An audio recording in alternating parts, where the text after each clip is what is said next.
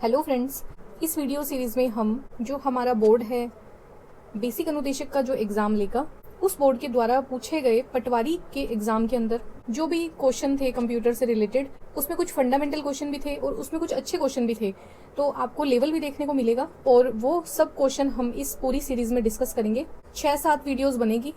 तो आप अगर कोई भी एग्जाम की तैयारी कर रहे हो, RSMSSP बोर्ड के द्वारा लिया जाएगा, ये वीडियो सीरीज उन सबके काम आने वाली है। हमारा फर्स्ट क्वेश्चन है, a hard disk is divided into tracks which are further sub divided into.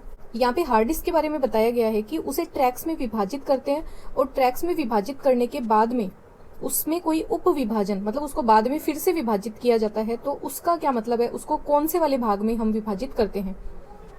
देखो, हार्ड डिस्क आपको ऊपर से ऐसे स्क्वायर के अंदर, रेक्टेंगल के अंदर दिखती है, बट होती कैसी है इंटरनली अगर हम बात करें, इस तरह की डिस्क लगी हुई होती है हार्ड डिस्क में अंदर। अब इस डिस्क में इस तरीके से बहुत ही छोटे छोटे ट्रैक्स बने हुए होते हैं, गोल गोल, और ये काउंटिंग में ये बहुत सारे होते हैं। यहाँ पे तो मैं आपको सिर्फ एग्जाम्पल देके बता रही हूँ, इसलिए आपको ये थोड़े से बड़े दिखेंगे। इस तरीके से राउंड के अंदर होते हैं ट्रैक्स, और एक ट्रैक को फिर से हम डिवाइड करते हैं मिड से सेक्टर के अंदर, इस तरीके से। अब इसमें आप एग्जांपल के तौर पे ये ले लो कि जैसे यहाँ पे ये है आपका ट्रैक, और इस पूरे ट्रैक में जो ये ट्रैक आपको दिख रहा है, इस पूरे ट्रैक में अगर पर्टिकुलर सेक्टर की बात करें तो यहाँ पे ये एक हो जाएगा सेक्टर, इतना, ठीक है, ये है सेक्टर। हार्ड डिस्क के अंदर ये जो आपको डिस्क दिख रही है, इसे हम डिवाइड करते हैं ट्रैक और सेक्टर में। यहाँ पे ये क्वेश्चन पूछा गया है, हार्ड डिस्क को जब हम ट्रैक में डिवाइड करते हैं उसके बाद में हम उसको और किस चीज में सब डिवाइडेड करते हैं। तो option number 1 heads, vectors, cloud या सेक्टर। करेक्ट ऑप्शन हो जाएगा option number C. Question number 2, in a computer keyboard the control, shift, DEL delete, insert keys, इनको और क्या नाम से हम जानते हैं। ऑप्शन क्या क्या है, नेविगेशन की। नेविगेशन की देखो कीबोर्ड में क्या होता है, आपको इस तरीके से जो एरो वाली कीज दिखती हैं, इन्हें बोला जाता है नेविगेशन की। फंक्शन की कौन सी होती है, F1 से लेके F2, F3, ऐसे आपके कीबोर्ड के ऊपर एक कीज लगी हुई होती है F12 तक, ये होती है फंक्शन कीज। और कंट्रोल, शिफ्ट, डिलीट, इंसर्ट, इन कीज को बोला जाता है स्पेशल की। करेक्ट ऑप्शन हमारा हो जाएगा option number A. Question number 3, computer monitor is also known as. अगर कंप्यूटर मॉनिटर की ही सिर्फ हम बात करें, उसे और किस नाम से जाना जाता है। देखो, CCTV तो होते हैं कैमरा, UVD कुछ नहीं होता और DVU भी कुछ नहीं होता, एक होता है वीडियो। वीडियो क्या होता है, इसका फुल फॉर्म होता है वीडियो डिस्प्ले यूनिट। तो मॉनिटर को हम वीडियो के नाम से भी जानते हैं। यहाँ पे करेक्ट ऑप्शन हो जाएगा option number D. Next question, you organise files by sorting them. जब फाइल्स की अगर हम बात करें, जो हमारे हार्ड डिस्क के अंदर जितनी भी फाइल्स होती हैं उनको हम सॉर्ट करना चाहते हैं, उनको हम तरीके से जचाना चाहते हैं, उनको सही तरीके से मैनेज करके रखना चाहते हैं। तो ये पूछ रहा है उनको सॉर्ट करने के लिए हम किसका उपयोग करते हैं, फोल्डर्स का, इंडेक्स का, आर्चीव्स का, लिस्ट का। लिस्ट आपको पता है क्या होता है कि लिस्ट इस तरीके से एक लिस्ट बनी हुई होती है, उसका उपयोग कहाँ पे होगा ये आपके ऊपर डिपेंड करता है। इंडेक्स क्या होते हैं, बुक के अंदर हमें इंडेक्स देखने को मिलते हैं, ताकि कोई चीज़ को हम बुक के अंदर अच्छे से ढूंढ लें, उसका पेज नंबर लिखा होता है। बात करें अगर कंप्यूटर के अंदर फाइल्स को ऑर्गेनाइज करने की, उसके लिए हमारे पास ऑप्शन होता है फोल्डर, और ये हम डेली रूटीन में यूज भी करते हैं। जैसे हमारा अगर कोई ऑफिस का काम है तो हम ऑफिस नाम से एक अलग फोल्डर बना देते हैं और सब ऑफिस से रिलेटेड फाइल हम इसके अंदर ही सेव करके रखते हैं। अगर कोई मूवीज का फोल्डर है तो मूवीज के नाम से फोल्डर बना के उसमें सेव रखते हैं। अगर हमारे पास कोई सॉफ्टवेयर्स हैं, जैसे VLC का सॉफ्टवेयर, माइक्रोसॉफ्ट ऑफिस का सॉफ्टवेयर, वो सब सॉफ्टवेयर की EXE फाइल हम इस सॉफ्टवेयर फोल्डर के अंदर रखते हैं। तो फाइल्स को ऑर्गेनाइज करने के लिए हम फोल्डर का यूज करते हैं। करेक्ट ऑप्शन हो जाएगा option number A. Question number 5, MS word is an example of. क्या MS वर्ड एक इनपुट डिवाइस है, एप्लीकेशन सॉफ्टवेयर है, एक प्रोसेसिंग डिवाइस है, या फिर एक ऑपरेटिंग सिस्टम है। MS वर्ड देखो, हम डॉक्यूमेंट बनाने के लिए MS वर्ड का यूज करते हैं। एक्चुअल में हम इंस्टॉल करते हैं माइक्रोसॉफ्ट ऑफिस का एक पूरा सॉफ्टवेयर का सेट, है ना, ये पूरा का पूरा एक सॉफ्टवेयर का सेट होता है। इस सेट में आपको क्या क्या चीजें मिलती है, आपको MS वर्ड मिलेगा, आपको MS एक्सेल भी मिलेगा, यहाँ पे हमें पावर पॉइंट के लिए भी PPT मिलती है, MS एक्सेस भी हमें यहाँ पे मिलता है डेटाबेस के लिए। तो उनमें से पूछा गया MS वर्ड होता क्या है। माइक्रोसॉफ्ट ऑफिस जो कि एक एप्लीकेशन सॉफ्टवेयर है, इस एप्लीकेशन सॉफ्टवेयर को हम हमारे कंप्यूटर में डाउनलोड करते हैं और देन इसे इंस्टॉल करते हैं। तो ये एक तरह का कैसा सॉफ्टवेयर है, एक एप्लीकेशन सॉफ्टवेयर है। करेक्ट ऑप्शन हो जाएगा option number B. Input device में तो होंगे ना, जैसे कीबोर्ड हो जाएगा, हमारा माइक हो गया, स्कैनर हो गया। ऑपरेटिंग सिस्टम एक्चुअल में क्या होता है, तो जो आप अपनी आम भाषा में बोलते हो विंडो, उसी को बोला जाता है ऑपरेटिंग सिस्टम। जैसे आप माइक्रोसॉफ्ट की विंडोज इंस्टॉल करवाते हो, ऑपरेटिंग सिस्टम एप्लीकेशन सॉफ्टवेयर में काफी बार कंफ्यूजन होता है और मैंने इसके ऊपर एक बेस्ट वीडियो बना रखा है। जो आपको अगर इन सब वर्ड्स में कंफ्यूजन होती है तो आप उसको वीडियो को जरूर देखना, आपको बेनिफिट मिलेगा और दोनों में डिफरेंशिएट करने में आपको कोई दिक्कत नहीं आने वाली। लिंक मैं आपको डिस्क्रिप्शन बॉक्स के अंदर दे दूंगी। Question number 6, which is the Linux operating system. Linux के द्वारा जो ऑपरेटिंग सिस्टम है प्रोवाइड किया गया है, उसे वो कौन से तरह का एक ऑपरेटिंग सिस्टम है। तो प्राइवेट ऑपरेटिंग सिस्टम है, या फिर विंडोज ऑपरेटिंग सिस्टम है, या फिर ओपन सोर्स ऑपरेटिंग सिस्टम है, या इनमें से कोई नहीं है। देखो, लाइनेक्स एक कंपनी अलग है और विंडोज मतलब माइक्रोसॉफ्ट के द्वारा जो विंडोज के लिए बनाए जाते हैं ये ऑपरेटिंग सिस्टम तो अलग होते हैं।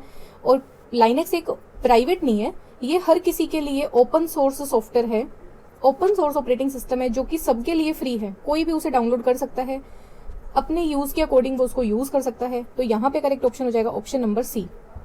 विंडोज की बात करें तो विंडोज हमें परचेज करनी पड़ती है, बट आप बोलोगे कि हम तो उसको 100-200 रुपए में किसी से भी इंस्टॉल करके ले आते हैं, तो वो आपको उसका एक क्रैक वर्जन डाल के देता है।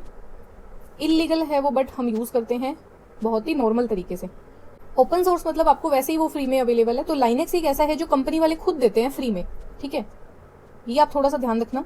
क्वेश्चन नंबर 7 है, which of the following is not considered as a hardware. इन चारों ऑप्शन में से कौन सा एक ऑप्शन हार्डवेयर नहीं है। फर्स्ट ऑपरेटिंग सिस्टम, तो ऑपरेटिंग सिस्टम की बात हम अभी पीछे भी कर रहे हैं। ऑपरेटिंग सिस्टम एक तरह का सॉफ्टवेयर होता है। आप जब भी कंप्यूटर परचेज करके लाते हो वो एक खाली डब्बा है, उसके अलावा वो कुछ नहीं है। जब तक आप उसमें ऑपरेटिंग सिस्टम को इंस्टॉल करके नहीं डालोगे, इंस्टॉल नहीं करोगे, तब तक वो कंप्यूटर आप यूज नहीं कर पाओगे, ठीक है। तो ये एक तरह का सिस्टम सॉफ्टवेयर है। सीपीयू की बात करें, कीबोर्ड और हार्ड डिस्क, देखो तीनों ही हार्डवेयर डिवाइस हैं। सीपीयू आपको दिख भी रहा होगा, ये होता है सेंट्रल प्रोसेसिंग यूनिट, जिसको हम हाथ लगा सकते हैं, इसका मतलब ये एक हार्डवेयर है। मदरबोर्ड के ऊपर सीपीयू इस जगह पे लगा होता है, ये आपको पता होना चाहिए। और ये होती है रैम के लिए, दो दिखेंगी आपको ये लाइंस, इनको बोले जाते हैं रैम स्लॉट। मदरबोर्ड में ये दो होते हैं, इसलिए हम इनको बोलते हैं dim, dual in line memory module.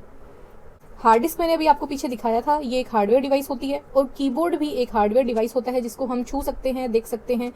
Correct option हो जाएगा यहाँ पे ऑपरेटिंग सिस्टम कोई भी हार्डवेयर डिवाइस नहीं होती, ये एक तरह का सॉफ्टवेयर है। What is the maximum length of the base file name in older MS-DOS fat file system. MS-DOS के अंदर जो पुराना तरीका था फाइल बेस फाइल नेम को सेव करने के लिए, किस तरह की फाइल होती थी, फैट फाइल होती थी। उसमें हम मैक्सिमम फाइल का नाम जो था वो मैक्सिमम कितने कैरेक्टर तक हम यूज कर सकते थे, इसके लिए आपको ध्यान रखना है। आप 8 कैरेक्टर यूज कर सकते थे और एक्सटेंशन के लिए आपको 3 कैरेक्टर अलाउड थे। इसका मतलब टोटल मिला के बात करें तो 11 कैरेक्टर। फाइल का नाम आप कितने में दे सकते हो, जो हमें क्वेश्चन में पूछा गया है, तो 8 है।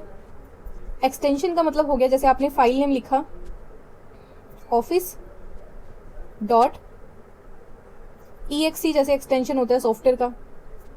DOC डॉक्यूमेंट फाइल जो होती है उनका एक्सटेंशन होता है। PPT प्रेजेंटेशन फाइल, तो एक्सटेंशन के लिए आपको 3 कैरेक्टर दिए जाते थे। फाइल नेम के लिए आप मैक्सिमम 8 कैरेक्टर यूज कर सकते थे। Question number 9, LAN stands for. LAN actual में क्या होता है, आप कोई भी नेटवर्क बनाते हो, मतलब आप कोई कंप्यूटर को आपस में कनेक्ट करने के लिए बनाया गया एक तरह का एनवायरनमेंट ही कहलाता है नेटवर्क। इन सबको हम आपस में कनेक्ट कर देते हैं, इसे हम बोल रहे हैं नेटवर्क। तो जब ये नेटवर्क जियोग्राफिकली कंडीशन के हिसाब से छोटे एरिया को कवर करे, उसे बोला जाता है लैन, जिसकी फुल फॉर्म होती है local area network.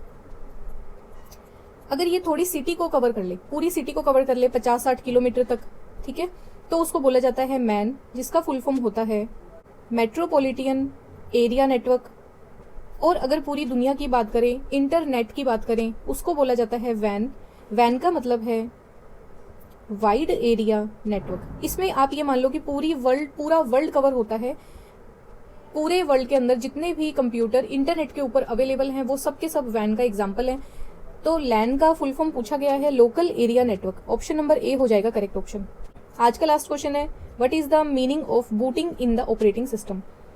Operating system software की बात करें तो यहाँ पे बूटिंग वर्ड यूज लिया जाता है। इसका क्या मतलब है? कंप्यूटर को रीस्टार्ट करना, किसी प्रोग्राम को इंस्टॉल करना, टू स्कैन, कोई चीज स्कैन करना, या फिर टर्न ऑफ करना, कंप्यूटर को बंद करना। चारों में से किस प्रोसेस को बूटिंग बोला जाता है? तो अगर आपको थोड़ा बहुत भी नॉलेज है तो आप बता दोगे कि कंप्यूटर को रीस्टार्ट करने की जो प्रक्रिया होती है उसको बोला जाता है बूटिंग। अब आपको जो बात ध्यान में रखनी है वो ये है कि एक होती है हमारी हार्ड डिस्क। हार्ड डिस्क में सबसे ज्यादा स्टोरेज कैपेसिटी होती है, इसलिए हार्ड डिस्क आपने देखा होगा 1 TB या फिर 500 GB बड़ी होती है ये। इसके बाद में मेमोरी होती है रैम। रैम होती है लगभग 3-4 GB की, और आजकल बात करें तो 8 GB। 8 GB तो मैक्सिमम हो जाती है नॉर्मल कंप्यूटर के अंदर। देन मेमोरी की बात करें तो होती है कैश, जो कि कुछ MB में होती है, और देन होता है CPU। देखो, ऑपरेटिंग सिस्टम का जो सॉफ्टवेयर है वो रखा हुआ होता है हार्ड डिस्क में।